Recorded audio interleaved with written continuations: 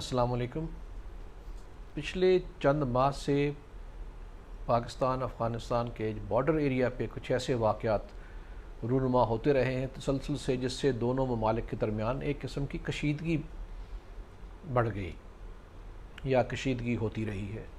ابھی حال ہی میں 3 روز پہلے انگور اڈا پاک افغان بارڈر پہ دہشت گردوں نے اکراس دا بارڈر فائر کیا، جس سے پاکستان کے انہوں نے حملہ کیا۔ پاکستان فوج کے 7 جوان اس میں شہید ہوئے۔ یہ ایک بہت بڑا لاس تھا، بہت بڑا نقصان تھا، اور ایسے متعدد واقعات ہو چکے ہیں۔ یعنی 15 اگست 2021 سے جب سے افغان طالبان حکومت آئی ہے،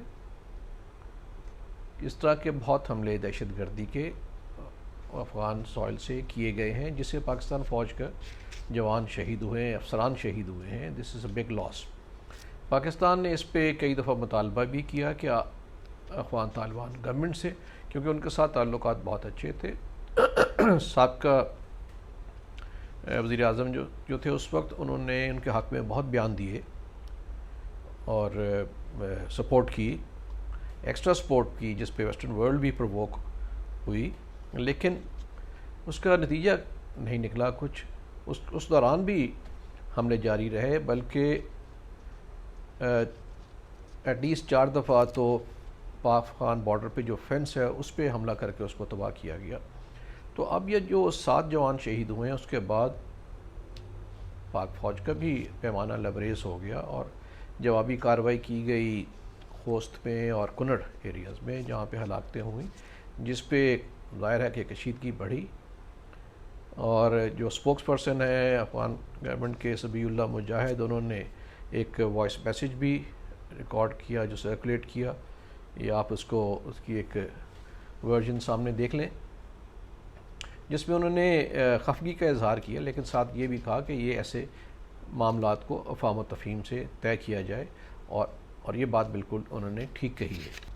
دیکھیے، پاکستان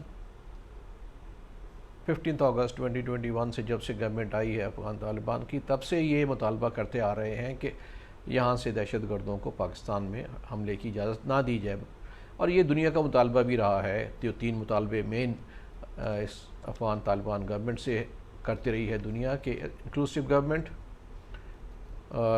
ہیومن رائٹس کا خیال کریں، اور تیسرا یہ کہ یہاں سے کسی بھی دہشت گرد تنظیم کو آپریٹ کرنے کی اجازت مت دیں۔ لیکن یوں لگتا ہے جیسے تمام چیزیں افغان حکمرانوں کے بس میں نہیں ہیں۔ جو میری اطلاع ہے، اور میں نے جو سورسز ان کے قریب ہیں ان سے بات کی، تو وہ بھی اس پہ پریشانی اور غم کا اظہار کر رہے ہیں کہ ایسے واقعات کیوں ہو رہے ہیں، لیکن کچھ ہارڈ لائنرز موجود ہیں جو ان کی احکامات سے بالا تر ہیں، اور یہ کارروائی ہوتی رہتی ہے۔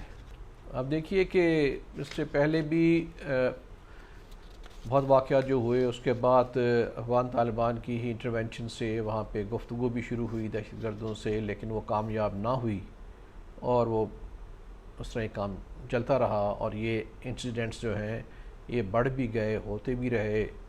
خاص طور پہ یہ جو حملے ہیں فرام اکراس دا بارڈر، یہ بہت بڑھ گئے۔ تو اس کا کوئی سدباب تو کرنا ہی پڑے گا۔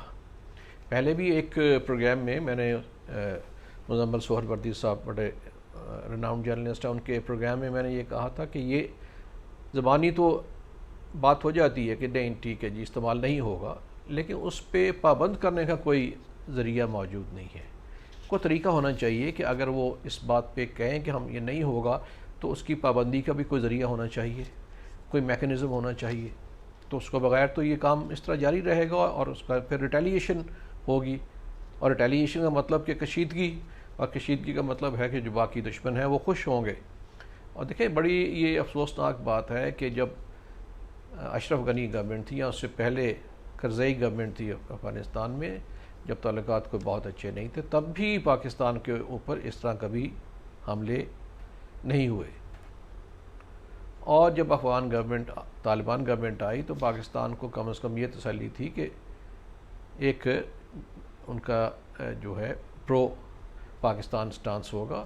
آپ دیکھیے کہ جب سے امریکہ نے افغانستان میں انویژن کی تھی، اس کے باوجود کہ پاکستان الائی آن وار آن ٹیرر بنا، شکایت رہی امریکہ کو کہ آپ افغان طالبان کو بھی سپورٹ کر رہے ہیں، اور یہ حقیقت ہے کہ وہ یہاں پہ بھی رہتے رہے اور ان کو ایک حد تک سپورٹ بھی کیا گیا تاکہ ان کی انہیلیشن نہ ہو، اور انہیں بتایا گیا امریکن کو کہ ان کو اس طرح انگیج کرنا ضروری ہے اور کنسٹرکٹیو انگیجمنٹ کرنی چاہیے.